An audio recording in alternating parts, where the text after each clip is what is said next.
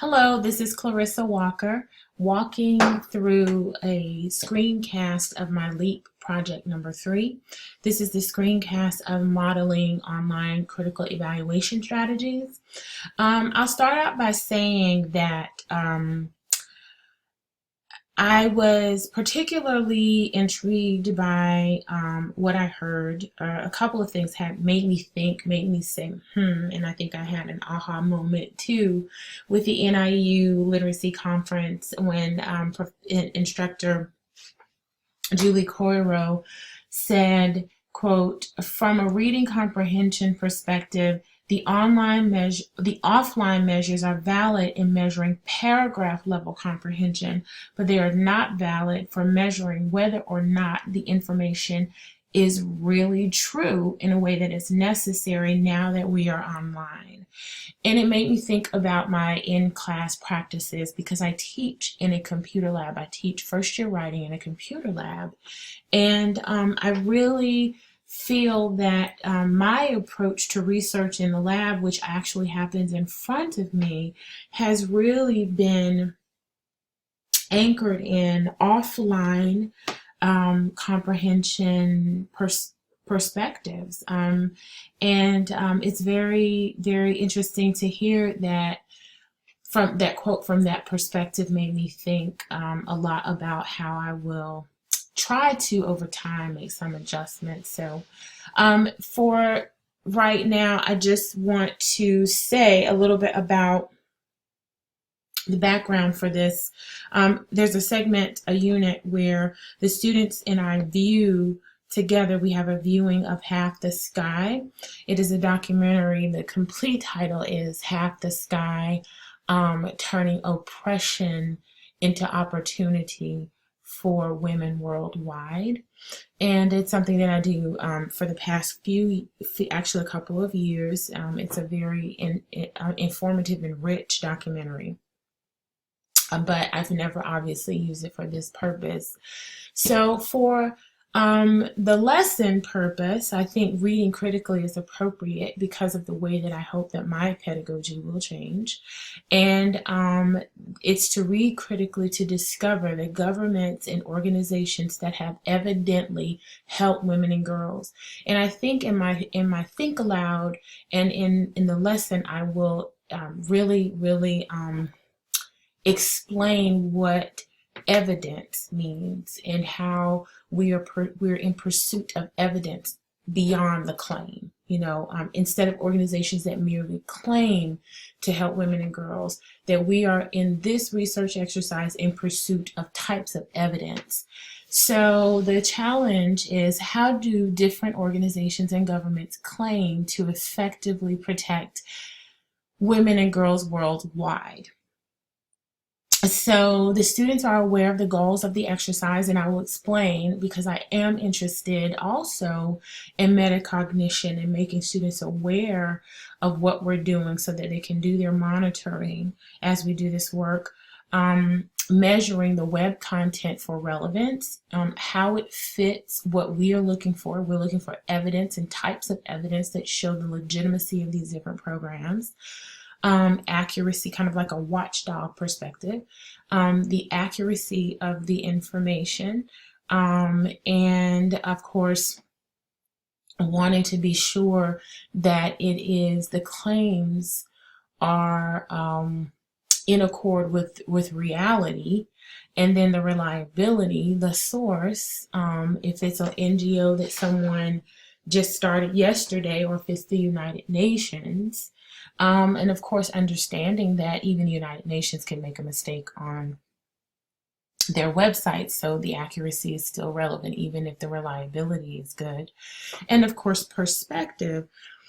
And it's interesting, I think, to hear or to encourage students to not only look at NGO and governmental websites, but also look for testimonials so that we can get different perspectives of how NGOs and aid workers are perceived by women and girls worldwide.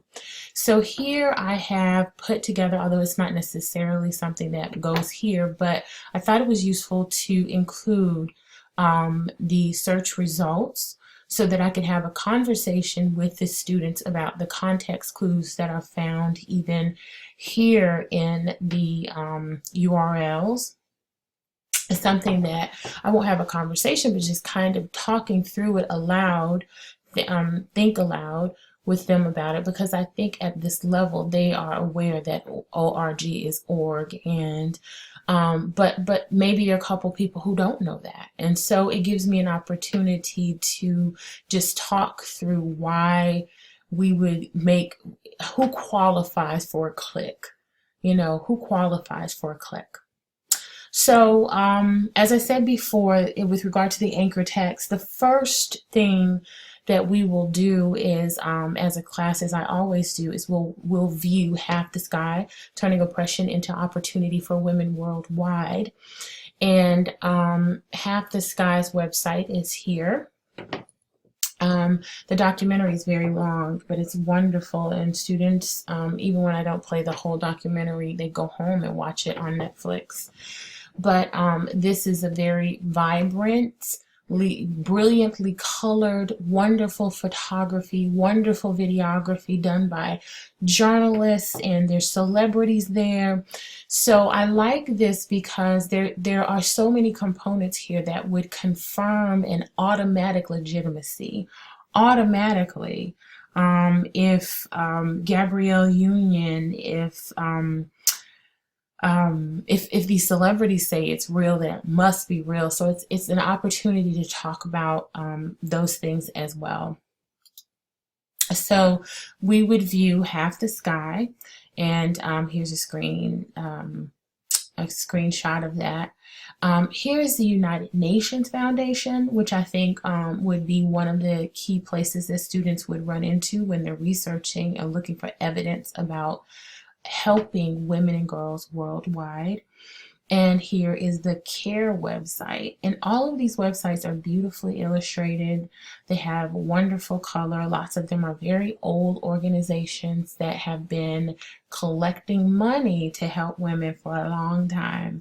So basically for the modeling, I ask students questions to review the claims that were made within the documentaries. I think many of the activists in the documentary Half the Sky can help us to, what I would like to see what they say about authentic efforts to help women and girls. One of the great things about the documentary is that they're very candid about fake efforts to help versus authentic efforts to help, and how they measure the failed efforts, and what are the attributes of the efforts that are effective, and how they can most easily be identified or authenticated based on the commentary in the documentary.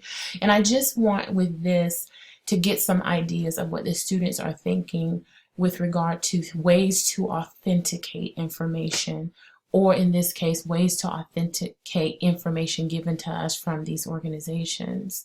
So I would like to establish a criteria from the research question. How can we get evidence? Evidence or the characteristics of authentic aid efforts. How can we feed into that conversation with our research? I will look through the search results and discuss aloud the relevance of each site. I will review the context clues of the URLs, as I mentioned before, and determine if the info suggests that we can even find evidence, not nice pictures or videography, or but actual evidence. What can we see on the search results that suggest that we may be able to authenticate from that site? Here I would like to demonstrate and think aloud, trying to demonstrate how we need to press past beautiful images and secure and celebrity shots and secure relevant content, because we're looking for something very specific. In my Think Aloud, I will demonstrate an awareness of false claims and bogus NGOs. So I do want to look at CARE with the students and explore the website and look at, the Our Work section and how they help women in their claims. I want to review their claims. And then I want to have a separate conversation about how we can begin to authenticate those claims. First, establishing what the claims are, then authenticating them.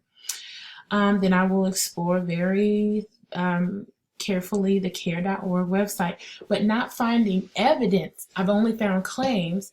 I will search for the care.org annual report. And this is a place where we can begin to talk about the number of women that are helped within a specific year, the type of aid, and the region. So now we're getting to what we can qualify as evidence and sort of begin to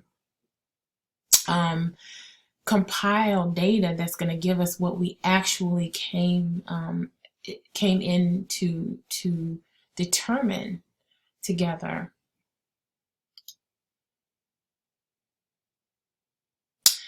Also, this is an opportunity in the practice section where students will continue to look at the other organizations other than CARE that they choose to look at. And I can think aloud and say, okay, the annual report might be one way, but what are some other ways? So that's an opportunity to encourage things like women's testimonials, girls' testimonials from other websites other than CARE, and to amplify how various perspectives will help us get closer and closer to the truth. So here's also another opportunity to, in the reflection stage, I can take notation and completely remove myself from the process and just see what the students have to communicate with regard to their findings. It's an opportunity to go back to our initial goals, which was to align relevant information that helped us with exactly what we were seeking, making sure that we did not get off the path, getting them to talk about whether or not they ever got off the path, got sidetracked by the celebrity, sidetracked by the glossy photos and the big, beautiful photography, so they can begin to monitor, and I can comment on their monitoring and how they kept themselves and how they were doing fix-ups while they did this.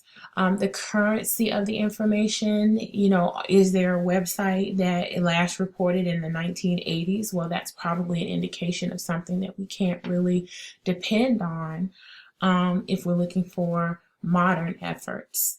Reliability of what's represented on the site, the accuracy of what's represented on site, and the reliability of the agency presenting it to us, and of course the different perspectives. So getting a chance to talk about that, and we might also get a chance to talk about organizations that have very, very splashy. Once we have all of our evidence, we have a chance to talk about organizations that may be spending all of their effort on being splashy and fundraising, and very little evidence that they're actually helping women make differences and protecting women in these different countries. Thank you.